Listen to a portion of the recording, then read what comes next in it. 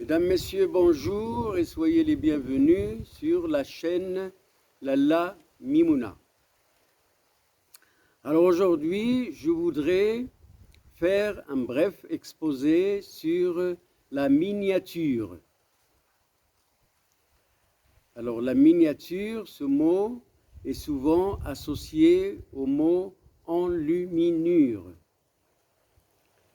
Alors en effet, la miniature, son rôle, c'est comme l'enluminure d'illuminer, d'éclairer, de donner de la lumière et de la vie au texte. Son rôle, c'est de le rendre lumineux, exactement comme l'enluminure. Alors la miniature est aussi, comme l'enluminure, une peinture. Mais il y a une différence entre la miniature et l'enluminure, comme peinture. Alors l'enluminure est une peinture qui accompagne l'écriture, la calligraphie. L'enluminure, elle est dans le texte. Des fois même, elle est à l'intérieur de la lettre, les espaces laissés libres par le trait. Alors que la miniature, qui elle aussi est une peinture, mais une peinture particulière, on va voir ça, eh bien, elle se détache du texte. C'est donc, comme on dit, une peinture indépendante. Alors, la miniature est donc une peinture, comme les autres, mais elle a quand même son originalité et sa singularité, sa particularité. Sinon, c'est une peinture comme la peinture normale, proprement dite. Mais par exemple, ce n'est pas une peinture de chevalet. La miniature, sa particularité, elle est dans le fait que la perspective n'existe pas ou presque pas du tout dans la miniature. La miniature ne connaît pas d'ombre non plus. Il n'y a pas d'ombre dans une miniature. Et puis, surtout, là je pense aux miniatures persanes, il y a beaucoup de géométrie dans la miniature, surtout la persane. Nous allons voir ça. Alors voilà donc la particularité, l'originalité de la miniature. Il y en a une autre, à savoir que la miniature est une toute petite peinture. C'est un tout petit format. Ça aussi, c'est important. Alors, dans le monde chrétien, la miniature a enluminé le livre religieux, les manuscrits religieux de la chrétienté étaient décorés de miniatures. La miniature les a illuminés, enluminés et illustrés. Alors, cela donc depuis le Moyen Âge. Et les supports, bien sûr, c'était le papyrus, les rouleaux de papyrus, les rouleaux de parchemin, le vélin, parchemin de qualité, apprécié par les copistes, les scribes, les enlumineurs, les dessinateurs. Alors, voilà les supports de la miniature, comme de l'enluminure. À une certaine époque, il y avait dans dans les livres religieux de la chrétienté une enluminure qu'on a appelée une miniature. Alors, normalement, une miniature, c'est, comme je viens de dire, un petit tableau. C'est une peinture figurative, décorative et aussi, bien sûr, figurative. Donc, sur les miniatures, on peut voir, admirer des scènes, des paysages avec des dessins humains, des figures humaines, des figures d'animaux, des arbres, des rivières et même des objets.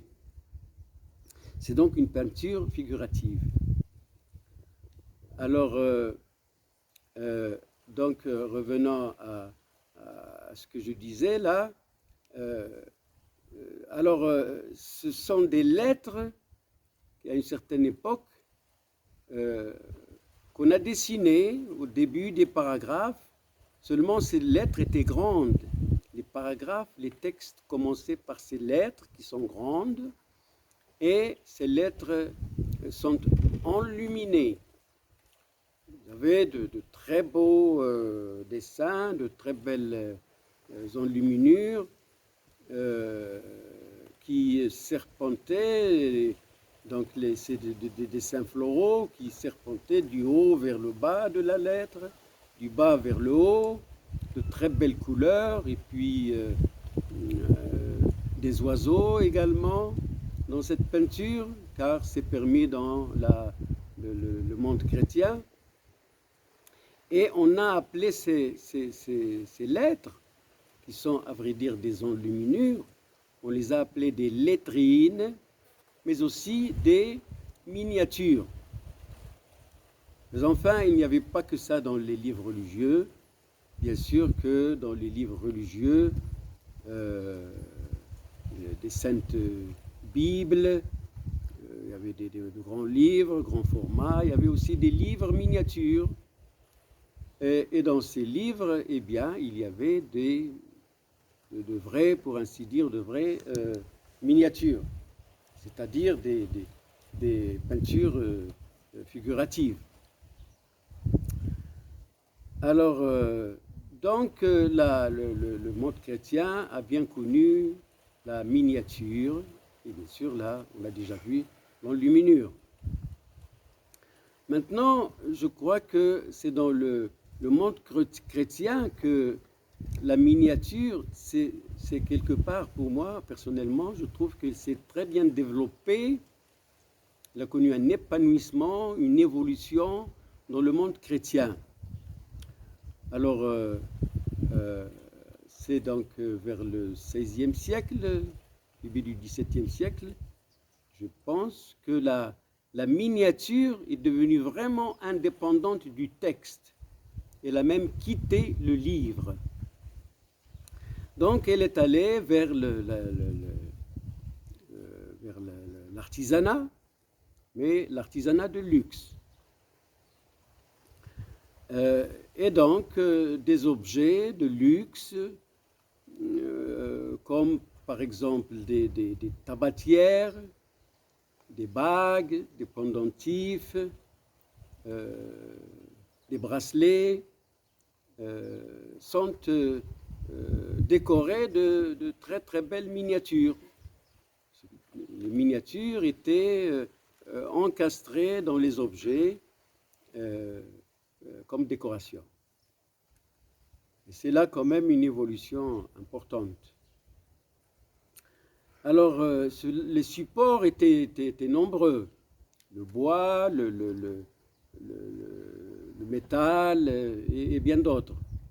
Je crois que c'est à cette époque aussi qu'est apparue une matière noble, l'ivoire, qui va jouer un rôle très important dans cette miniature des objets. Alors, il y a aussi un phénomène est apparu, c'est le portrait miniature. Donc la miniature, le portrait était réduit à des toutes petites dimensions, c'est de tout petits portraits qui étaient encadrés ou qui figuraient même dans des objets. Bref, la miniature a évolué vers le portrait, le portrait miniature. Et c'est là quand même une grande évolution, un épanouissement de cet art, l'art de la miniature. Et cet art a connu un déclin, a été détrôné ou même a disparu. Et la cause de cette disparition, c'est bien sûr l'invention de la photographie vers 1800 et quelques, 1820, 1830. C'est l'invention de la photographie qui a fait disparaître cet art. Alors maintenant, la miniature dans le monde musulman. Alors le monde musulman, bien sûr, lui aussi a connu la miniature. Il y a juste une chose qu'il faut bien éclaircir, c'est que dans les livres religieux du monde musulman, la civilisation arabo-musulmane, eh bien ces livres, les Saints Corans, il y a aussi un livre connu aussi, célèbre aussi, et c'est d'ailleurs l'équivalent du missel de la chrétienté, à savoir le livre qu'on appelle en arabe Dalil al-Khayrat. Alors c'est un guide de prière, un peu comme le missel dans le monde chrétien. Alors ces deux livres, le Dalil al-Khayrat et les Saints Corans, étaient enluminés, mais illuminés uniquement par des enluminures. Je veux dire par là qu'il n'y a pas de miniature dans les livres religieux du monde musulman. Il n'y a pas de figure humaine ou animale dans ces livres. Il n'y a pas de peinture figurative.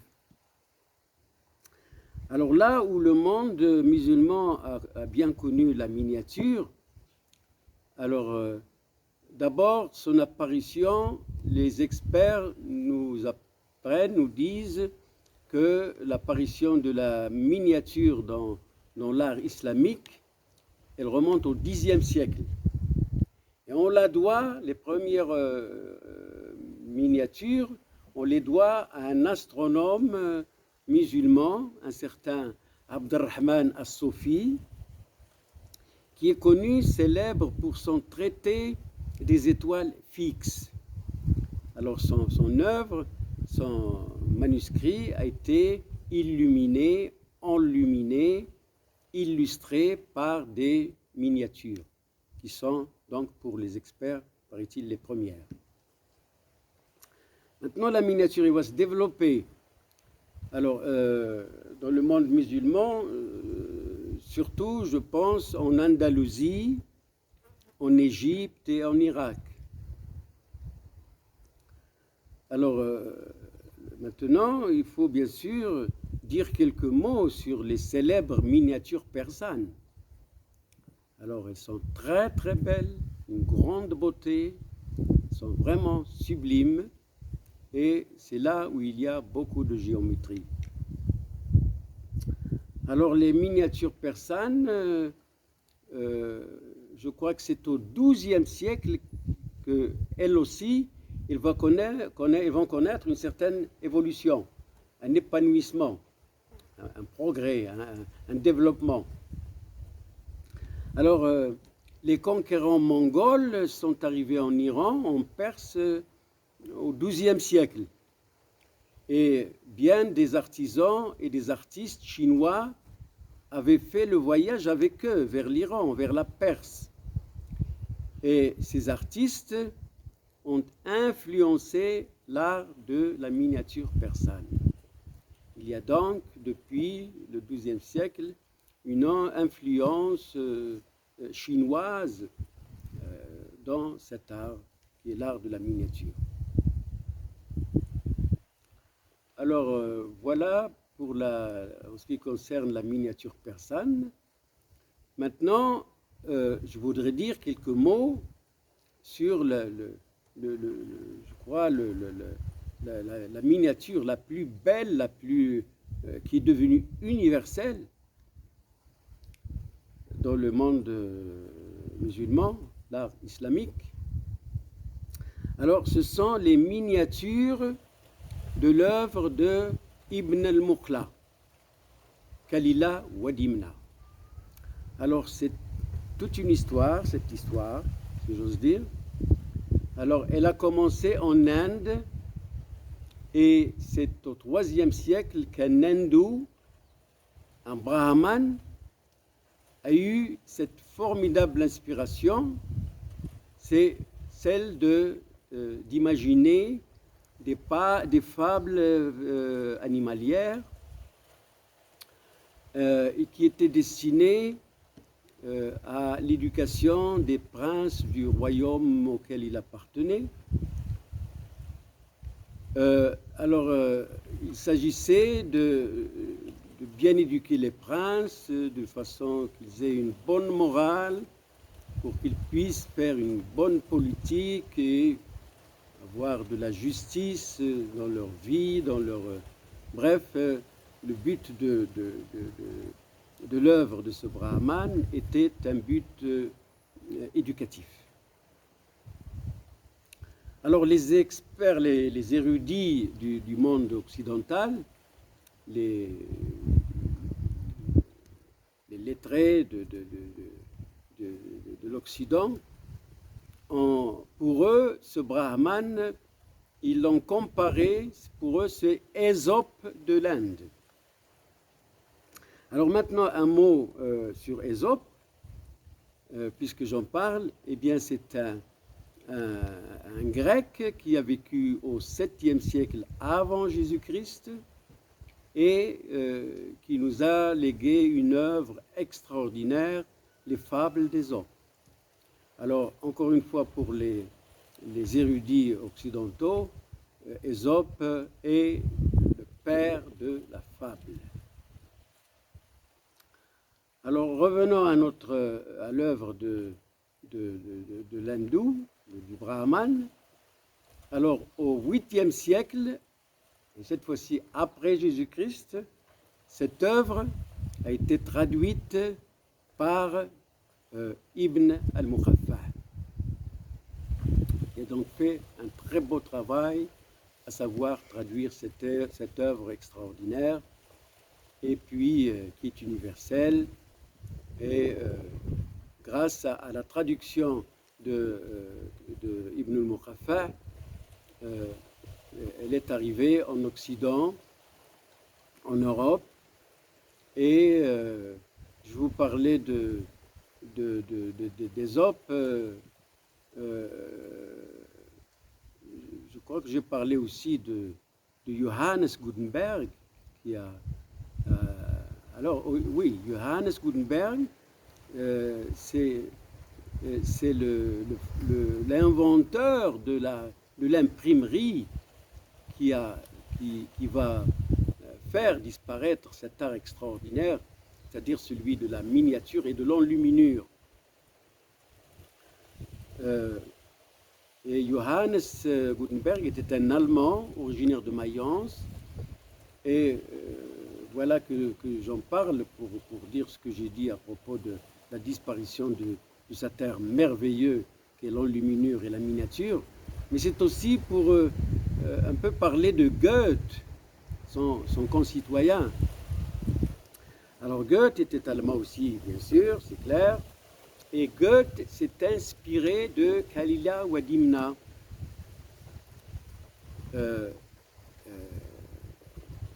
Goethe a réalisé son roman de renard, et l'inspiration, elle était venue à Goethe de Kalila wa Dimna, l'œuvre de Ibn al-Muqaffa. Alors, il ne faut pas que j'oublie le français. Alors Jean de La Fontaine, lui aussi, il a été inspiré par Khalila wa Dimna et, paraît-il, aussi par Ésope. Alors maintenant, le Khalila wa Dimna, elle compte quelques 98 illustrations.